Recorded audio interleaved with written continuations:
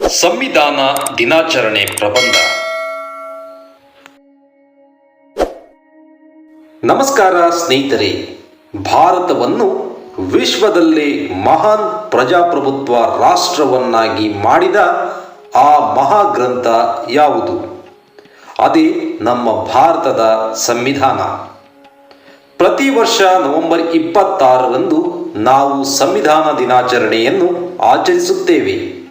ಇಂದು ಈ ವಿಶೇಷ ದಿನದ ಮಹತ್ವ ಮತ್ತು ಆಚರಣೆ ಹೇಗಿರಬೇಕು ಎಂಬುದನ್ನು ತಿಳಿದುಕೊಳ್ಳೋಣ. ಸಂವಿಧಾನ ಏಕೆ ಮುಖ್ಯ? ಇದು ಕೇವಲ ಕಾನೂನುಗಳ ಪುಸ್ತಕವಲ್ಲ, ಬದಲಾಗಿ ಇದು ಪ್ರತಿಯೊಬ್ಬ ಭಾರತೀಯನ ಹಕ್ಕು, ಸ್ವಾತಂತ್ರ್ಯ ಮತ್ತು ಕರ್ತವ್ಯಗಳ ಪವಿತ್ರ ದಾಖಲೆಯಾಗಿದೆ. ಇದು ಜಾತಿ, ಧರ್ಮ, ಭಾಷೆಯನ್ನು ಮೀರಿ ಎಲ್ಲರನ್ನೂ ಸಮಾನವಾಗಿ ಕಾಣುವ ತತ್ವವನ್ನು ನೀಡಿದೆ. ನಮ್ಮ ಸಂವಿಧಾನವು ದೇಶದ ಮೂಲ ಆಶಯಗಳನ್ನು ಹೇಳುತ್ತದೆ: ನ್ಯಾಯ, ಸ್ವಾತಂತ್ರ್ಯ, ಸಮಾನತೆ ಮತ್ತು ಭ್ರಾತೃತ್ವ. Doctor B R. ಅಂಬೇಡ್ಕರ್ ಅವರ ನಾಯಕತ್ವದಲ್ಲಿ ರಚನೆಯಾದ ಈ ಮಹಾಗ್ರಂಥ ವಿಶ್ವದ ಅತಿ ದೊಡ್ಡ ಲಿಖಿತ ಸಂವಿಧಾನ ಎಂಬ ಹೆಗ್ಗಳಿಕೆಗೆ ಪಾತ್ರವಾಗಿದೆ. ಸಂವಿಧಾನ ದಿನಾಚರಣೆ ಹೇಗಿರಬೇಕು?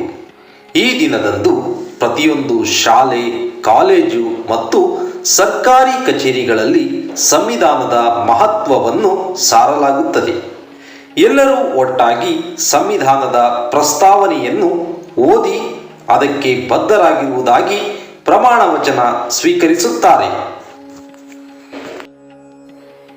ವಿದ್ಯಾರ್ಥಿಗಳಿಗೆ ಸಂವಿಧಾನದ ಬಗ್ಗೆ ರಸಪ್ರಶ್ನೆ ಸ್ಪರ್ಧೆ, ಪ್ರಬಂಧ ಬರೆಯುವಿಕೆ ಮತ್ತು ಸಂವಿಧಾನದ ಮೂಲ ಕರ್ತವ್ಯಗಳ ಬಗ್ಗೆ ಜಾಗೃತಿ ಮೂಡಿಸುವ ಕಾರ್ಯಕ್ರಮಗಳನ್ನು ಆಯೋಜಿಸಲಾಗುತ್ತದೆ. ಇದು ಕೇವಲ ರಜೆಯ ದಿನವಲ್ಲ, ಬದಲಾಗಿ ದೇಶದ ಮೂಲ ತತ್ವಗಳ ಬಗ್ಗೆ ಚಿಂತಿಸುವ ದಿನವಾಗಿದೆ.